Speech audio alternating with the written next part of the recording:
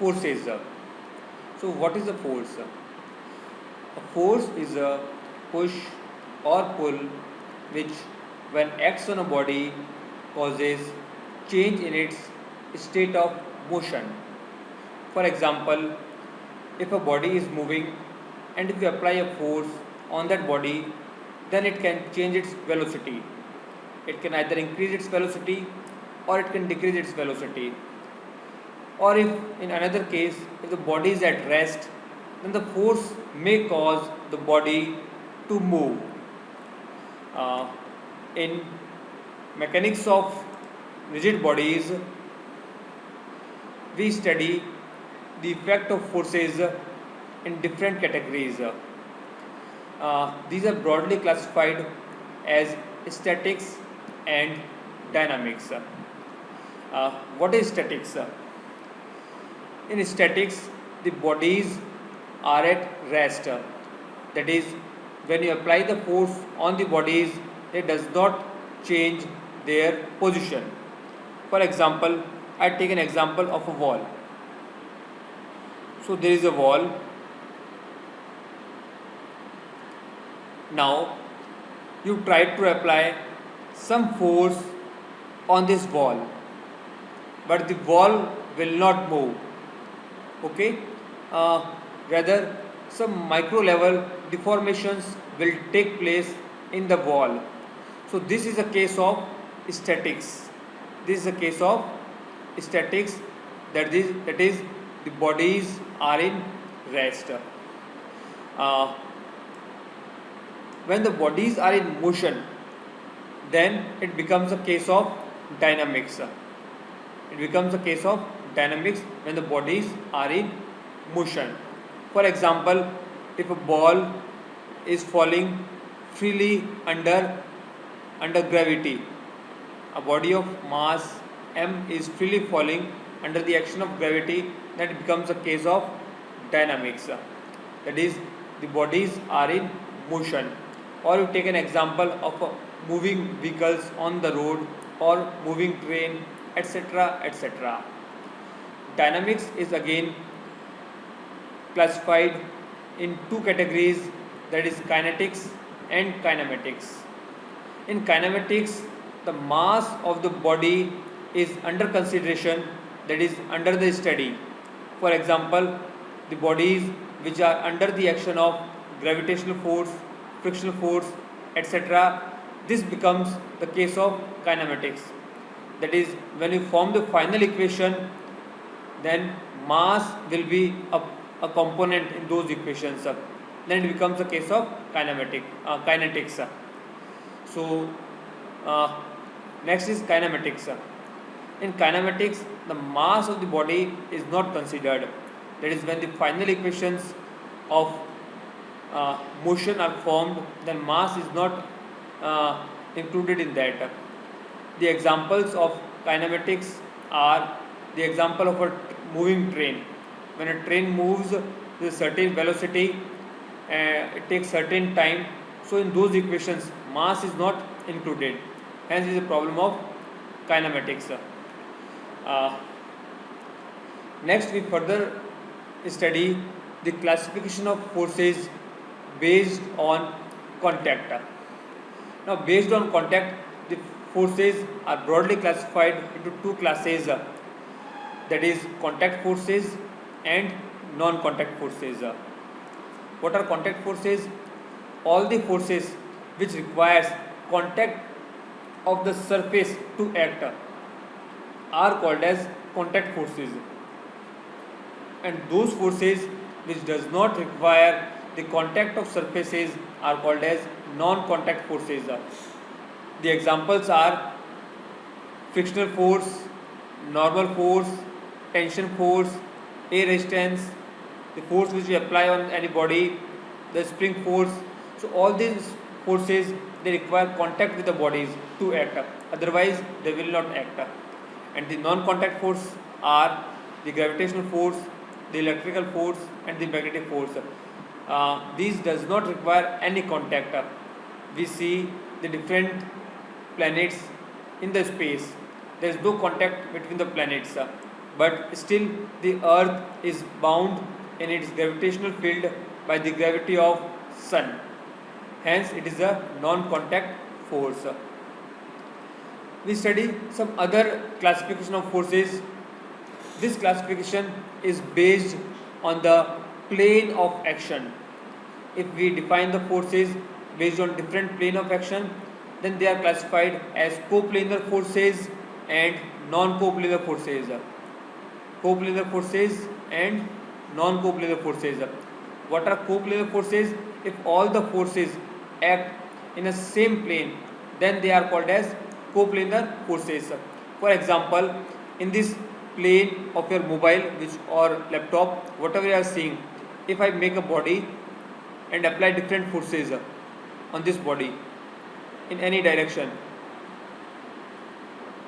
so all these forces, they are lying in this 2D plane of laptop or mobile or whatever this device you are seeing. So these forces are called as coplanar forces. These are called as coplanar forces because all these forces are in same plane. The second class is of second category is of non-coplanar forces. Uh, these non-coplanar forces, they does not exist in one plane. If I give you an example, then when you push a door, then you see the weight of the door is acting downwards, whereas your push is acting in another plane. The gravitational force is acting in a different plane on the door, and your push is acting on a different plane on a different plane. Similarly, the reactions at the door hinges are in a different plane. So such forces are called as non-coplanar forces. These forces are further divided as concurrent forces, parallel forces, and collinear forces. These three classifications, they exist in both, that is coplanar forces as well as non-coplanar forces. So what are concurrent forces? When all the forces passes through a common point, that is all the force will have a common point of congruence. They are called as concurrent forces. Parallel forces, when all the forces are parallel to each other, and the last one collinear forces, that is when all the forces have a common line or the same line of action, they are called as collinear forces. I explain you again these forces with the help of diagram. In this diagram, uh, this case 1, what we see, the forces F1, F2 and F3, they are passing through a common point. Hence these three forces are concurrent forces. In case 2, here you can see the forces F1, F2, F3 and F4 all are parallel to each other. Okay, hence it becomes a case of parallel forces. And next is the collinear force. That is, in this example you can see F1 and F2 both have a common line, both passes through the same line, okay, or both are existing in the same line. Hence these forces are collinear forces. Next, Newton's laws of motion. There are basically three Newton's laws of motion, and these three laws of motion are very important in solving the numericals. Okay, so the Newton's first law of motion. According to the Newton's first law of motion, a body does not change its state of motion until and unless an external force is applied on it. That is, if a body is at rest, it will remain in rest, and if the body is in motion with a certain velocity, it will continue in motion with that particular velocity. There will be no change until and unless we apply an external force to change that. Okay.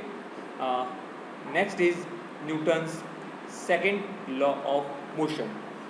According to this Newton's second law of motion, the force applied on any body is equal to the rate of change of momentum. That is, F is equal to d by dt of P. Here P is the momentum of the body. Now we know that momentum is given by the expression P equal to mass times velocity. So F becomes equal to d by dt of mv. Now in most of the cases you will find the mass of the body to be constant, that is mass does not changes. So we can take out mass and force becomes m times dv by dt, and as you all know that the rate of change of velocity is nothing but acceleration. So F equal to ma, F equal to ma, and this is one of the most common and most important formula for forces. Here in certain cases the mass does not remain constant, mass also changes. In that case the equation of F will be equal to F d by dt of mv. Now if the mass is also not constant along with velocity, then we can say this is equal to m dv by dt plus v dm by dt. Okay, so this becomes the expression for force, and this is particularly true in the case of rockets. You all know that whenever a rocket is propelled in the sky, then the fuel always leaves the rocket, hence the mass of this rocket keeps on changing. So mass is not constant, and hence F equal to ma is not, this equation does not holds good. Rather we have to apply the equation m dv by dt plus v dm by dt. So this was the Newton's second law of motion. And the last, the third law, one of the most common law that is applicable to our general life also, that is every action has equal and opposite reaction. The example of this law is very evident. For example, if you are standing here and now you want to move forward. So when you will move forward, you will apply a force on the earth or the ground. This is ground.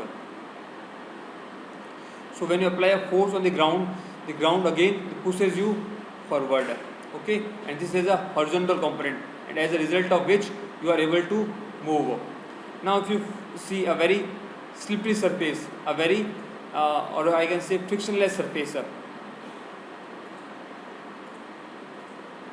frictionless surface. Now you are not able to move on a frictionless surface because the ground is unable to provide a reaction or a horizontal component of the reaction. Hence you always feel slippery and you are not able to move. Okay, so this is the Newton's third law of motion, that is every action has equal and opposite reaction. And the example I have given you, when you move forward, you push the ground backward and the ground pushes you forward so that you can move. So here we finish the forces. In the next class we will take resultant of forces. Thank you.